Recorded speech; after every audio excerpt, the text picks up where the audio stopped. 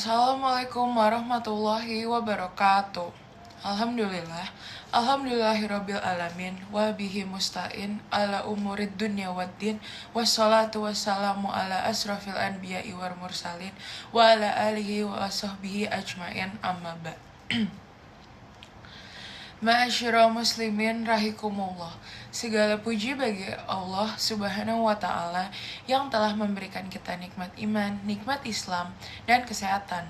Semoga pada hari yang penuh berkah ini kita semua dapat mendapatkan ilmu dari kultum yang akan saya berikan.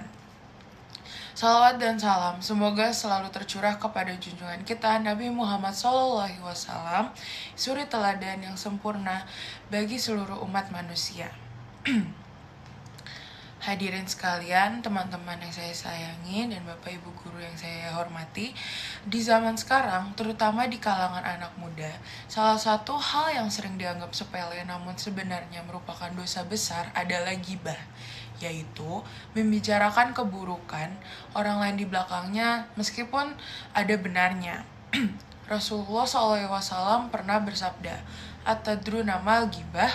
Apakah kalian mengetahui apa itu ghibah?" Para sahabat pun menjawab, "Allah wa rasuluhu a'lam." Hanya Allah dan Rasulnya yang lebih tahu. Beliau pun bersabda, "Zikruka akaka bima yakrah," yang artinya engkau menyebutkan tentang saudaramu sesuatu yang ia benci jika mendengarnya.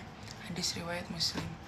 Jika yang kita bicarakan tidak benar, maka itu bukan lagi ghibah, melainkan fitnah dan dosanya jauh lebih besar. Allah Subhanahu wa taala juga memperingati kita dalam Al-Qur'an pada surat Al-Hujurat ayat 12.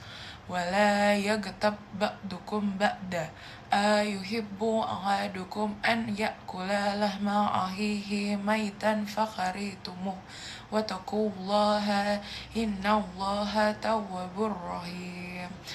Dan artinya, janganlah sebagian kalian menggunjing sebagian yang lain. Sukakah salah seorang dari antara kalian memakan daging saudaranya yang sudah mati? Maka tentu kalian akan merasa jijik kepadanya. Dan bertakwalah kepada Allah, sesungguhnya Allah Maha Penerima Tobat lagi Maha Penyayang.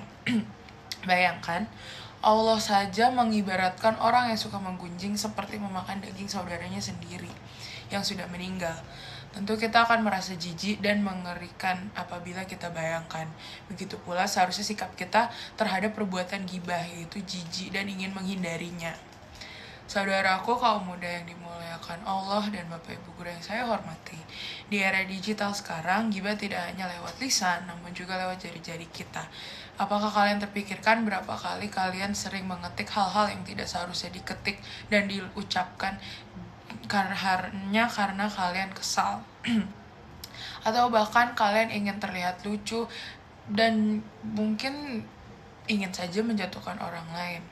Padahal Rasulullah SAW pernah bersabda, "Man kana yu'minu billahi wal yaumil akhir falyakul khairan aw liyasmut." Yang artinya, barang siapa yang beriman kepada Allah dan hari akhir, hendaklah ia berkata yang baik atau diam. Hadis riwayat Bukhari dan Muslim.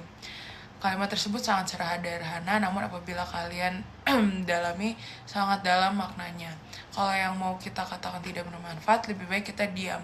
Diam bukanlah tanda lemah, namun tanda kebijaksanaan.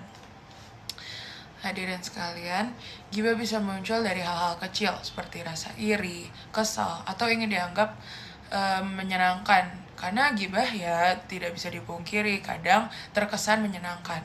Namun akibatnya bisa besar, yaitu merusak persahabatan, menghapus pahala, bahkan menimbulkan dosa yang mengalir jika tersebar di media sosial. Karena itu, penting bagi kita untuk tahu bagaimana cara menghindari ghibah.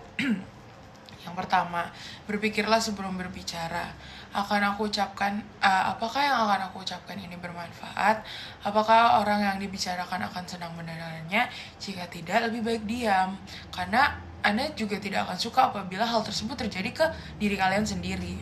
Kedua, hindari lingkungan yang hanya membicarakan orang lain. Karena kan biasanya kita melihat ya banyak lingkungan pertemanan yang berputar di situ-situ aja, yaitu ngomongin orang, terus Dan yang ketiga, bisa disibukkan dengan hal-hal yang positif. Banyak cara loh untuk menghindari gibah, dengan terlibat organisasi atau membaca Al-Quran, belajar, berolahraga, dan juga untuk membantu sesama, membantu orang tua dan teman lainnya.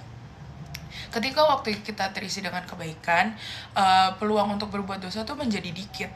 Nah, jika keempat, apabila kita sedang mendengarkan gibah, alangkah baiknya kita menjauh, karena pahala kita akan diberikan kepada orang yang kita gunjing tersebut.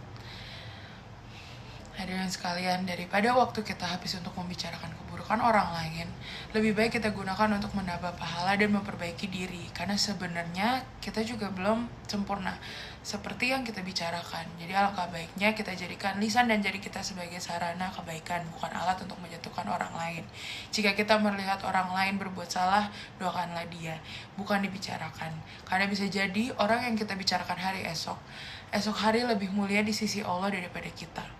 Semoga Allah Subhanahu wa Ta'ala memberikan kekuatan kepada kita untuk selalu berkata yang baik, menjaga hati dari iri, dan semoga kita semua dijauhkan dari perbuatan gibah dan digantikan dengan kebiasaan-kebiasaan yang baik.